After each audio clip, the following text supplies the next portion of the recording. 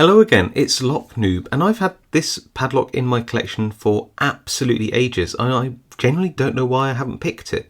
I picked it off camera a couple of days ago now, and I was surprised to find out that it contains tapered pins in here, which means you have to pick this over and over and over again as each taper sort of rebinds as you pick another binding pin. I had this confirmed as well through some people on Discord. So yeah, it can be quite a lengthy pick. Not too hard, but it does take quite some time. So you might find that I speed up some of the picking in this video just because, yeah, it's a bit repetitive otherwise. But nevertheless, I've always wanted to pick one of these Series 7200 locks with that tubular core. Yeah, very cool. I mean, I love American locks anyway. The American Lock 1100 series, one of my most favourite all-time locks to pick. They just feel great feedback, amazing pins. But this, a bit stiff to open, but it's just a really fantastic lock. It looks great. It's got a very novel core, which can be impressioned with an impressioning tool, but that's not what we're going to do here. If you've got one slim enough, and yeah, let's throw this in a vise and pick it. So here we are in the vise. I've got some autofocus lock on so that it's really looking at the lock because my hands are going to be in and out quite a lot. I just want to say that the core on this is very powerful, and it has those tapered pins, which means we have to pick each pin over and over again. I think you might have to pick it 2 times over, I think. So yeah, because of the length of time it'll take, I might fast forward this video a little bit as well. It also takes a dramatic amount of time to I said pick this lock, so we're going to pick it twice, but it's not like super quick, I'm afraid. So let's just get on there and have a go. So the first thing we do is we go round, and I'll talk about the first bit of this obviously as we pick it, but I will speed up eventually. And I can feel that pin 7 there is binding, so I just push that in. There we go. And really it's a case of just going round pin 2, little movement there, and just tapping on the tops of the pins as you feel they're binding. So pin 6 is now binding. There you go. Let's go round again. If it all feels loose, pin 5 there, it's likely you need to re-tap the top of a pin just like that. That was pin 7 again, and just keep going round. That's a very nice click on pin 2 there. More movement on 6 and 7. I just keep going round and round, so probably just going to stop talking now for a bit and just try to get this picked.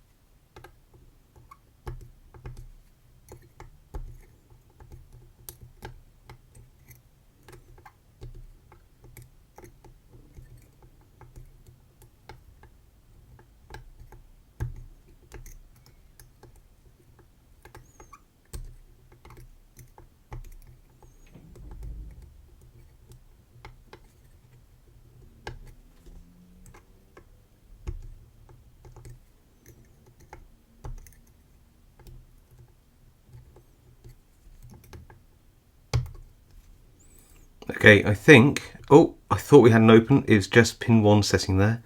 So let's keep going.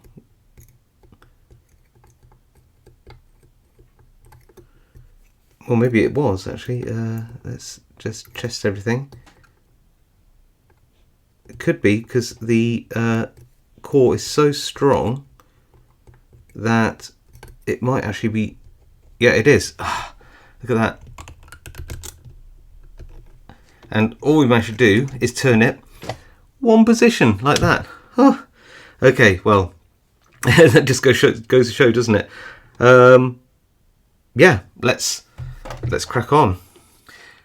So what do you do when you've picked it 1 position, then you realise that you have to then pick it another position, then pick it 2 positions back, and you don't think that's going to make a very riveting video? Well, what you do is you take one of the 2 keys and you just file off the little nib like that, so that you can finish off the picking in style by doing this and opening it up. Sometimes these tubular lock picks, you have to pick them all 1 position. They just take a very long time, and if anything, take less skill each time, because you have to pick 1 less pin on round 2, because pin 7 moves over to the neutral position. So yeah, I thought I'd just save everybody some time. Now, interestingly, what you can't do is you can't take this lock apart. I know some people have. I think destructively, to show what the pin's like inside. All I can say is they are tapered. But it is worth just showing you what's inside anyway, as far as I can do, which is here. Oh, okay, so that's the actuator at the back there, and there is the whole tubular core. So that is in a semi-picked position, so I can move it back freely now, but that's its neutral position there. And that's really about it. I don't know how this is put in. I imagine some kind of press fit. That lump there is just a bit of guidance to go, that's a screw, down there like that. So here we go, like there. And that's really all there is to this lock. It's a really fun lock. It's not massively hard to pick, just very, very time consuming, and actually pretty hard on the fingers all in all, because of its very, very strong core spring. Genuinely, it's much stronger than you'd think.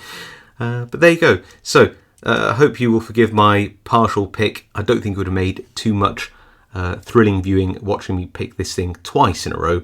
I think once was probably enough. And yeah, it's a really lovely lock. If you like this video, please leave a like. If you haven't subscribed, consider subscribing, really helps me out. If you have a comment, leave one below. I'll read them all, reply to as many as I can, and of course I'll see you all next time.